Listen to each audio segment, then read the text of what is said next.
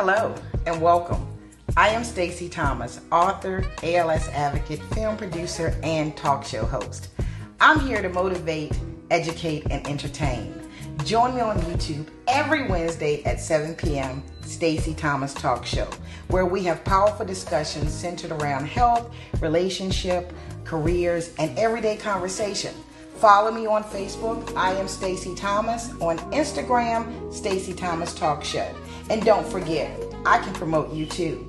Email me at iamstaceythomas@gmail.com. Now, it's time for the show. Hello, everybody. Yes, Stacey's excited again. Another great guest. I'm excited. I told you God just keeps on. He just keeps on blessing my platform. So, but let's get to it because I've been reading a book, right?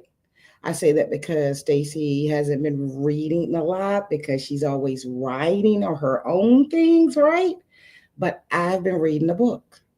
And I am so excited to bring on this guest.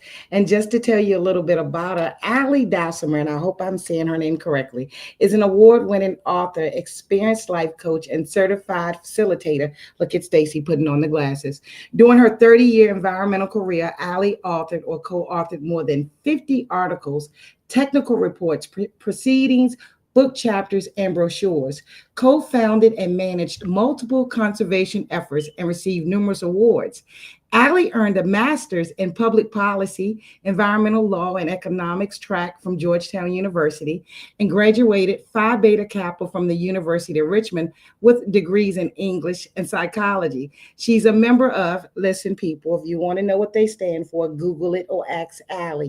All I know is that it means something. She's a member of ALLI, SCBWI, TWS, and AAUW, and the proud mom of two amazing kids and a chubby rescue cat named Puma. If that's not correct, she'll let you know. Let's welcome Ally. Hello. Hello, Stacey. How are you? I'm fine. How are you, beautiful? I'm doing wonderful, and you pronounced my chubby rescue cat's name correctly. Wow. Puma? Puma. You rescued a wild cat?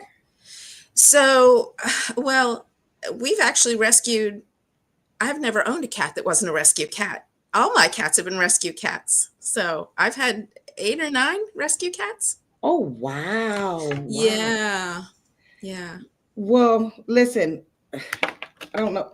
I almost, Ally, I am someone, I know what I want to ask, and I try not to ask too many questions, right?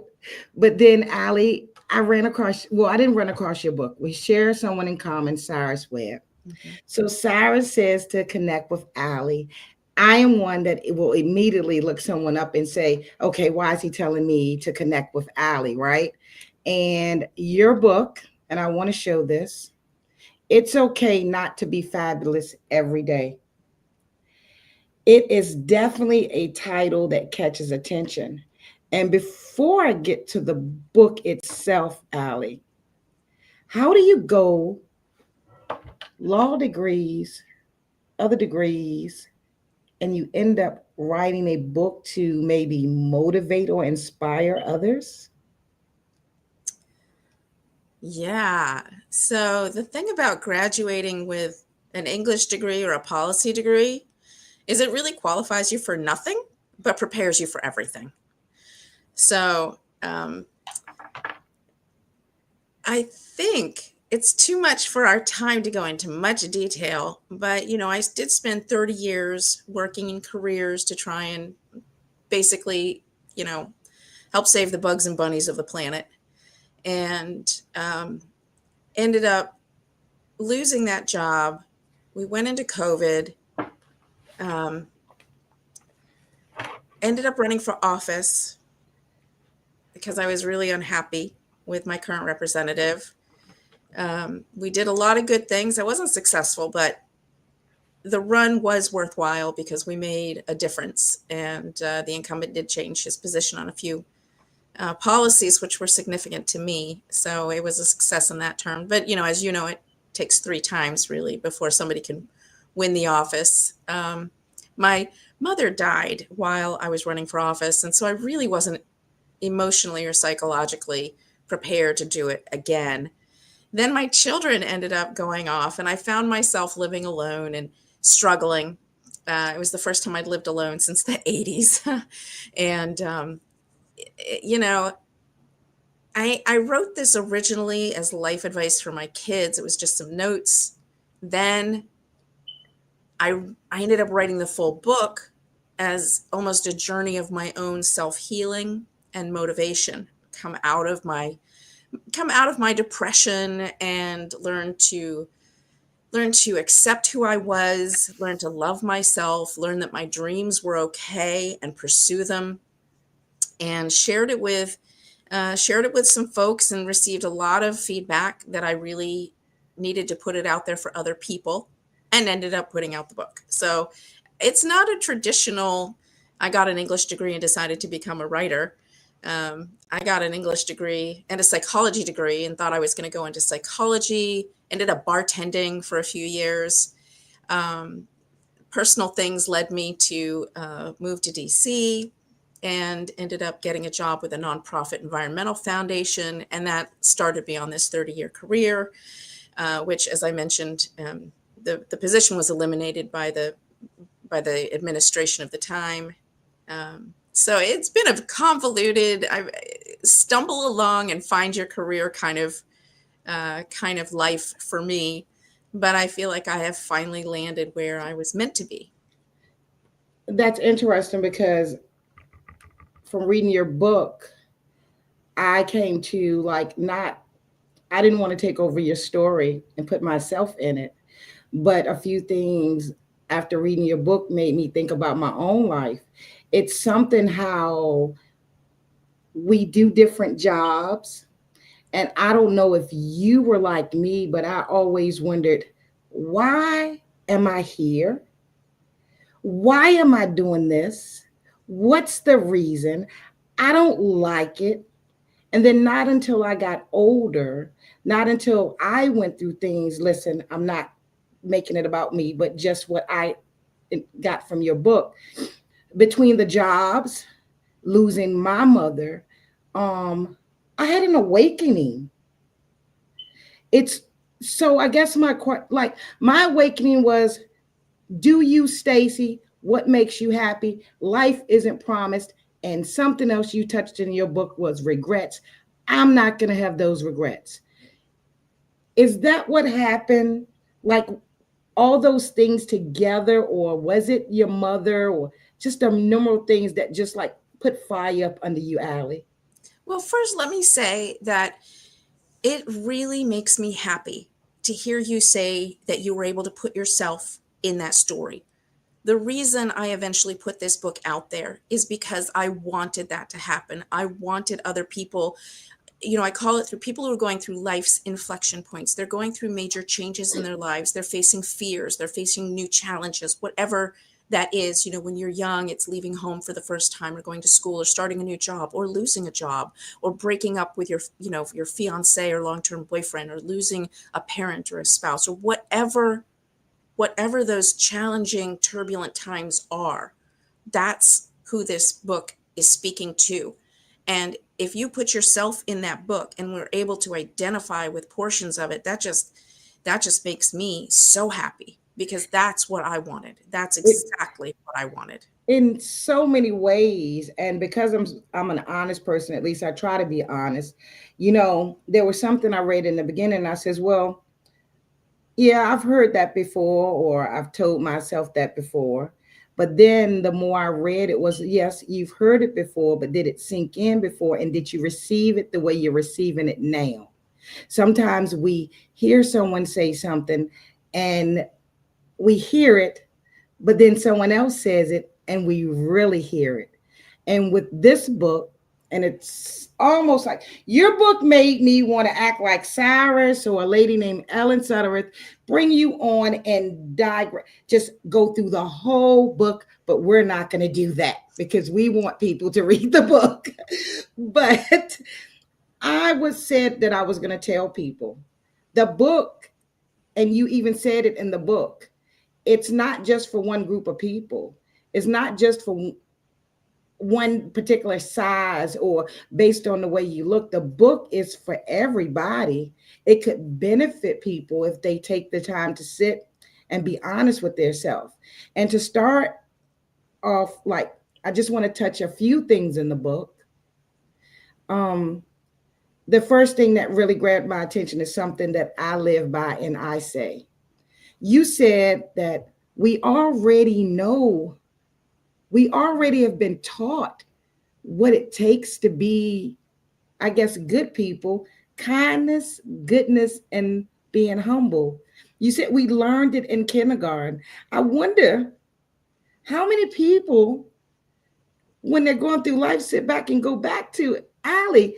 Think about what it was. But you're right. This is what we're taught when we're small. What made you put that in the book?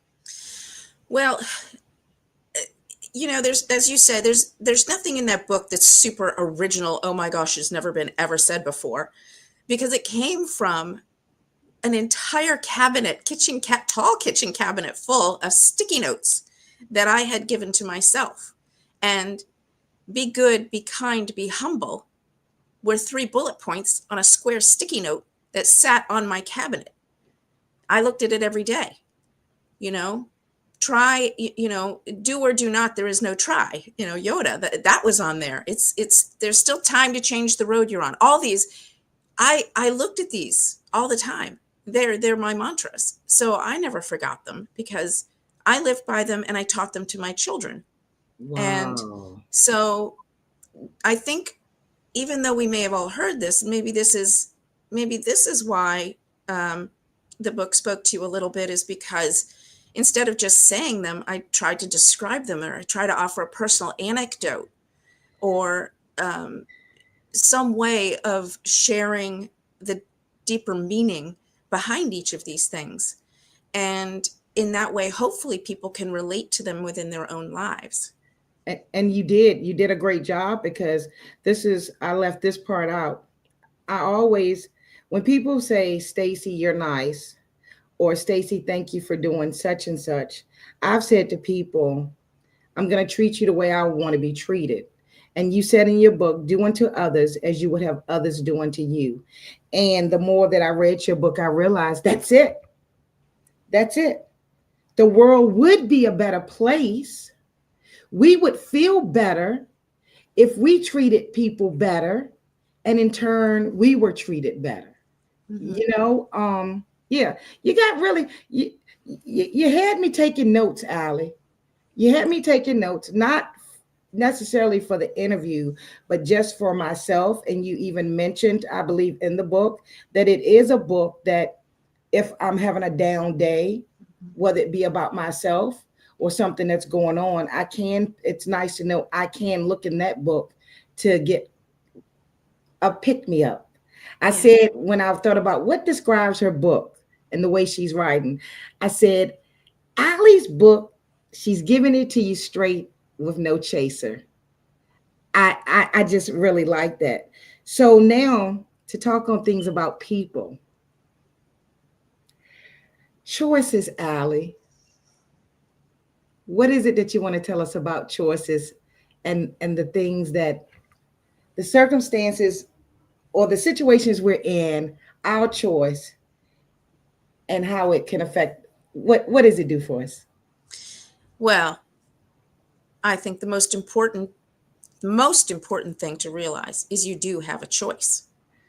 I had a conversation with someone actually not that long ago. It's so funny that you mentioned this. And I was talking with this person and he said, well, I don't really have a choice. And I said, well, you absolutely do have a choice. There are consequences depending on how you choose to proceed, but you always have a choice. And in the book, I talk a little bit about, you have a choice to study for a test or not. And if you study, you'll get a good grade. And if you don't, you won't, kind of thing.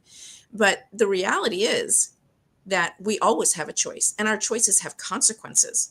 But the most important choice, I personally think, a person can make is the choice to step forward and to lean into that discomfort, that scariness, to pursue what you've always wanted to do, to pursue your dream, your goal, whatever it is, and not allow yourself to be fettered by the decisions other people have made for you. And it's scary to lean into, into the unknown.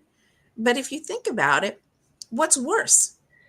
Making a choice to move forward and seeing what happens, or not changing anything and finding yourself 10, 20, 30 years from now exactly where you are now and still unhappy? It's like fear. Excuse me. I realize, excuse me, fear is something, Ally, that I realized maybe a year, maybe 2 years ago. I realized the very thing that tried to get me up here, tried to make me fearful, was the very thing that was blocking the blessings that were ahead for me. Now, it's not easy, and I believe you touched on that too. It's not easy making your just making a choice or making yourself do something. We've got to be strong too. People say, and I wanted to see what it was you had to say about this, because when I read about choice and you pretty much determine what your outcome can be, I wanted to see what you had to say. So, as I've grown up, people had opportunities to do things and nothing happens.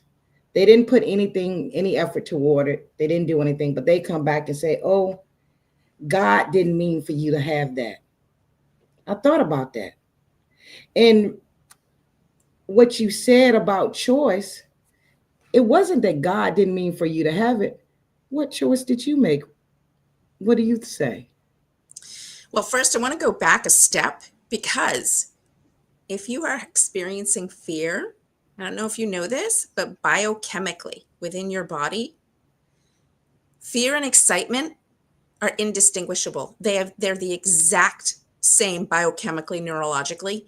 So it's how you choose to interpret that emotion. So if you're feeling that and you're saying, "Oh, I'm afraid," switch it in your head, which, by the way, does takes practice.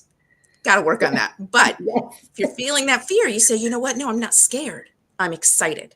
I'm excited." Because your body doesn't know the difference. It's the exact same. So I guess my first thing to say is choose to experience excitement rather than fear. Choose to pick excitement. Okay. Okay. Now, choices. Is it our choice? Does our choice determine our outcome? No. Does our choice determine our outcome, or is it what they say it just wasn't meant for it to happen for you? Right. Yeah. The thing is, like, we can control a lot of things. We can make our choices and we can move forward, and we can control what we do. We can control how we react to situations. But the reality is, there are external forces, right? There are external limitations that are all around us. There are people who can try to work against us instead of uplifting us. There are situations where regardless of what we choose, we may or may not be able to act in a way. So we always have a choice, but the reality is that the outcomes are not guaranteed. If we say, "I am going to do XYZ, I am going to become a best-selling international author." Okay, that's great. And you can do your part, but the Right. reality is that if other people, if people don't get your book, or if they don't support you, or if you don't get whatever, that's not going to happen. Not because of anything you have or haven't done, even though you've made that choice. But on the other hand, if it's really important and you keep working at it, I feel like you will get there. They say it takes 10 years for a person to become an overnight sensation, regardless of what it is, the sports or movies or whatever, right? You get Right. 10 years to become an overnight success. And that's because those people who chose to do it have stuck with it for those 10 years, and they've kept trying and trying and trying. You talked about your film, the ALS film, which I think is so valuable and important. And, we talked briefly beforehand about that, and you're wanting to get that out, and you're continuing to work on it. You have made a choice that it's important, and you're going to keep choosing that it is important, and you will eventually get there because of that. Eventually, life will give you what you need if it's meant to be. I really do believe that. Wow. And now I want to talk to you about regrets. It was so much, Allie, and I'm not even finished the book. So regrets. Why do you think it's so important not to have them? Yeah. That's the tricky question, right? Because we all have regrets, right? The problem is if we dwell in our regrets, we forget to live in the moment and we forget to plan for the future. I spent years making all kinds of like, oh, I wish I had, whatever. Gosh, I regret this, regret that, and I still have sadness about some of those things, but I did my best in the moment, and so I've decided that regret isn't necessary. It also is completely worthless. Regret does nothing. It doesn't benefit you or anyone else in any way. So all it does is make you turn inward or turn backward. And what you really need to do is learn the lessons from any mistakes you've made and apply them towards the future, which is easier said than done. But, the reality is life is work. If you want to be happy, you have to choose to be happy. You have to overcome your regrets and look forward. You have to not see the obstacles because obstacles are what you see when you take your eyes off the goal. You have to surround yourself with positive people who uplift you and minimize the time you spend with people and in places that bring you down because that's not necessary. And you have to decide to choose to take that first step into the future that you were destined for. Beautiful. Beautifully said. Beautifully said. We're going to take a break, just a couple little under a minute, and we'll be right back to talk to Ally Dalsimer. Want to be heard? Get featured on The Stacey Thomas Show. Join Stacey for conversations on entertainment, books, and entrepreneurship. Don't miss out. Elevate your brand today. Book your interview now. Email staceythomas@gmail.com. We're back, and I am talking to the beautiful Ally Dalsimer. Am I saying your name correctly, sweetheart? You absolutely are. Thanks. And I want to say thank you again. I'm enjoying this conversation. I love, once again, I love the book, and I'm going to show it again for you guys that are watching. It really is a great book. It is, like I said earlier, Allie gives it to you straight. There's no chaser. She tells you if the book is for you or if it's not. But if you're like me and you don't mind listening to what someone has to say or seeing if somebody has a better way to deal with certain things, then you'll pick up the book, right? So, Allie, congratulations on your first book, and I'm looking Thank forward you. to reading others. Thank Um, you. the regret thing, I don't want to stay on that long, but I want to share with you once again, like going back to my mother. I didn't learn really that it was important not to have regrets until my mother got sick. Laying in the bed, can't talk, can't walk, can't do anything, right? And it hit me in the midst of saying, tomorrow's not promised. I gotta live. And that's something I've told other people. I hope to never be in that state. But if I do, or if I get older, Allie, and I no longer have the energy to run a mile, do I want to sit there with regrets of what I should have done? I think regrets can, and you may have said this, it can take a toll on you mentally. Yeah, it doesn't do you any good, and it doesn't do anyone else around you any good. It will definitely, like the song says, it'll eat you up inside, right? And it's hard because I think our brains are, well, first of all, our brains are actually hardwired to remember negative experiences more than positive ones. It's a survival mechanism, that we remember the negative life experiences so that we can learn from them, so that we can adapt and we can move forward. Um, but allowing yourself to regret, feel sad, wish it hadn't happened kind of thing is different from, okay, this was something I didn't Mhm. handle well, or it was an experience I'm unhappy about. Let me move forward now. What can I learn? And if I can't learn anything, fine, and let it go. And it takes effort, like I said, because our brains are hardwired for it. But you know what? We're not cavemen anymore, so um, we can move forward. And it's just a matter of practice and willpower. Wow. And in your book, you also spoke about loving yourself and being happy with yourself. Yeah, Does isn't that the that hardest play, thing to do, especially for women? It's so hard to do. and it plays such a major part in our life, being happy? Because if we're not happy with ourselves, how can we be happy doing anything else? Is that what you're saying? Well, I don't know if that's what I was saying, although I think that's true. Okay. You know, if you can't be happy with yourself, are you really going to be fully 100%, um, what's the word I want, just fully engaged in other aspects of life? And I don't know. Maybe not.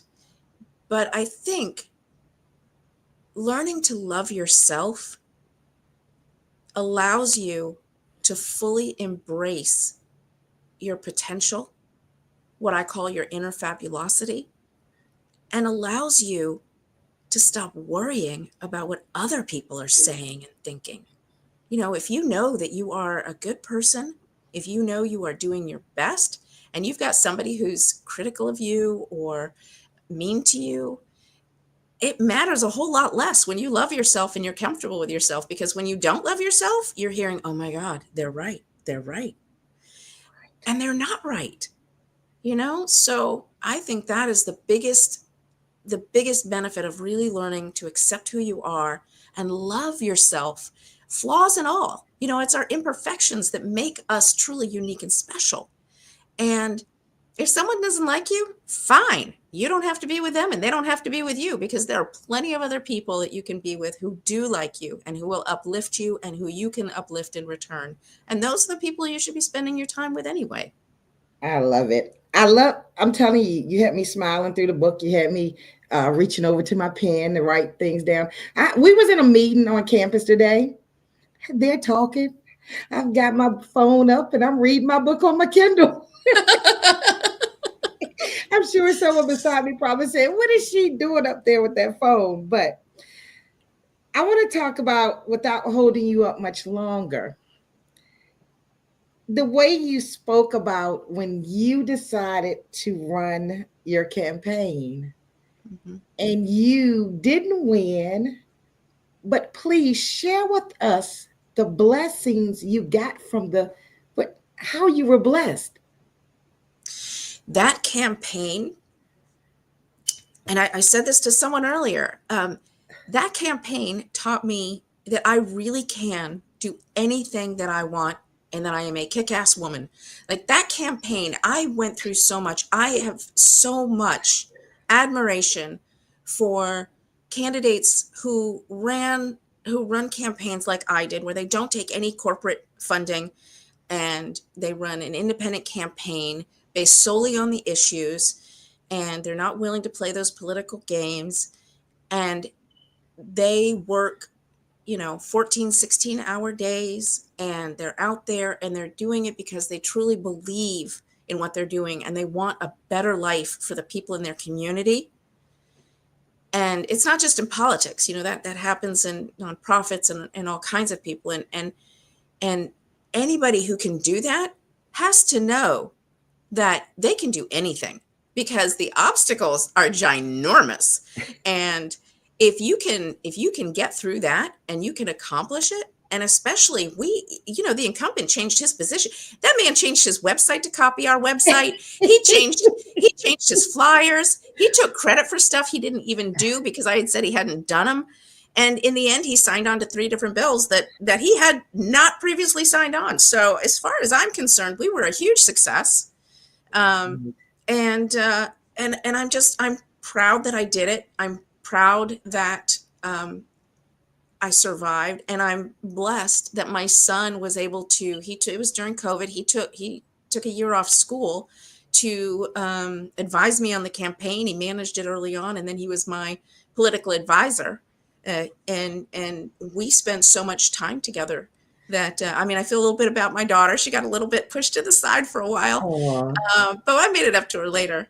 But I had some amazing quality time with my son and with my mother, because she ended up, her health was failing, and she came to live with us, and she slept on our sofa. We set up a little sort of bedroom area for her around the sofa. And I just, that's time that if I'd had to go into an office or whatever, I never would have had with either of them. And so I feel very blessed for that. Wow. And you said your daughter, she went through something during COVID, being stuck in the Yeah, house. she got really depressed during COVID. She basically lived in her room for a while there. It was bad, but she has come through it, and she is living her best life now and thriving. And I'm so happy for her and proud for her because she's worked very hard, and she is literally achieving her goals. So Wow. I want to end it with this before you tell us how we can follow you, how we can get the book. I get that you said you remember the things you learned in kindergarten, right? mhm. I get you've gone through a lot. You're a strong woman. What continues to make you so humble or care so much about people and their well-being? Well, um, I never really thought of myself as humble, but there's so many people doing so many more amazing things than me that I just don't think it would be right to be too proud. And as far as caring for people, I mean, I think that's why we're put on this planet. I mean, I was raised by parents, although they split, who were very active in the women's movement. My mom was very active in the women's movement. My dad was involved in the environmental movement. They were both Wow. involved in the civil rights movement. And so I just grew up with that ethos. Okay. Well, you don't want to think, you say there are more people that have done more. Well, let me say this, Ally Dalsimer. In this world, we're not the majority. So when you run across people that care for people, that care for the environment, I gotta say kudos to you, Ally. Well, I'm, thank you. I'm wishing you the very best. Can't wait to finish the book. Can't wait to read your next book, because based on the first book, I will read your next book, Ally. Awesome. Okay. Thank you. There's some bonus materials at the back of my book that I put in that I think you're going to enjoy. There's note pages back there for you. I saw that and I said, no, don't jump too fast. Don't jump too fast. But one thing, Ally, you have not told us, your book is not only in English. No, thank you so much. It is in Spanish. I don't have any, this is my proof copy. Okay. But it is available. I've ordered my copies from Amazon. Hopefully I'll get them soon. And it's also available in audio for both English and Spanish. Well, actually, the English is coming soon, but the audio for Spanish is already available. And wow. Yeah. Congratulations. We have a question on here before you go. Yeah. Do you think that regrets can... I wish Miss Ellen Suttereth is on here. She's a book presenter, listen to me, a big time book presenter. You may have seen her interview Cyrus. So I'm glad she's on here because she gets to hear about your book. But I'm not sure. She says, do you think that regrets can sometime house in the skin of saying I'm sorry? Not sure what she's saying. Do you think Can you say that again? Can you see it, Ellen? Are you still on? Do you think that regrets can sometime house it in the skin of saying, instead of saying I'm sorry? I'm not exactly sure what she means. I don't think people should feel sorry for things they've done, because I think that is related to regrets. And while it's natural to have a little bit of sadness about things, if you've done your best in a situation, or if there's nothing you could have done differently, then there's no point in regrets. If you could have done something differently and you wish you had done better, then as hard as it is, you have to tell yourself, you know what? I'm going to take that as a lesson learned. I'm going to transform it. And when I face that situation again or something similar, I'm going to do better, and I'm going to do my best. Because if you do your best and it all falls apart, there's nothing else you could have done, and you should feel happy about what you did, regardless of the outcome. As long as you did the best. I used to tell my kids that, when they were both very involved in sports and athletics, And there's a huge emphasis on you got to win, you got to win, you got to win. And I would tell them, you know what, winning's a bonus. If you go out there and you played awesome, that's great. That's all you can do. If you win, it's a bonus. And so I don't think you should ever say that you're feeling, that you're sorry about something in a way where you're beating yourself up for it. It's okay to feel sad about something. That's natural, but don't feel sorry. Don't regret. Don't feel bad, especially if you've done your best. And like I said, if you haven't done your best, decide that you're going to do better next time and then move on.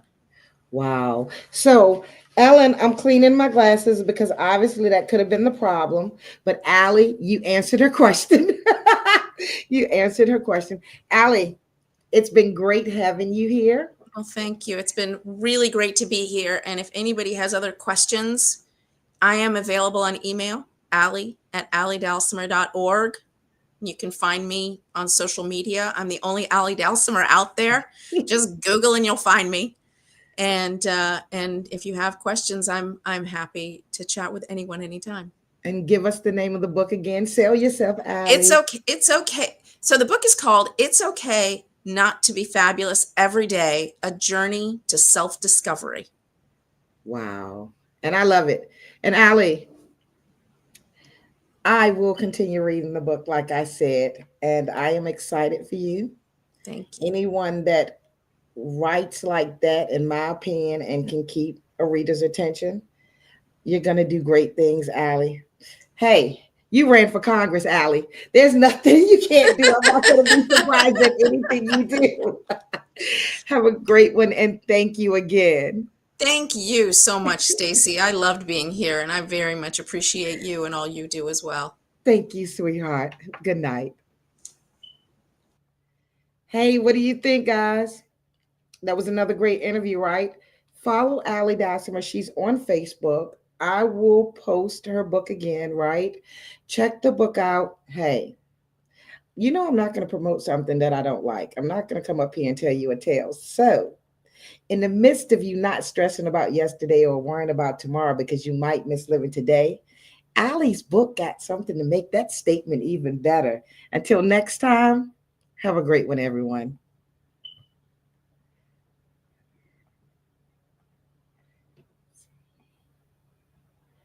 Oh my goodness. Trying to end the live stream. What did I do wrong? Want to be heard? Get featured on The Stacey Thomas Show. Join Stacey for conversations on entertainment, books, and entrepreneurship. Don't miss out. Elevate your brand today. Book your interview now. Email staceythomas@gmail.com.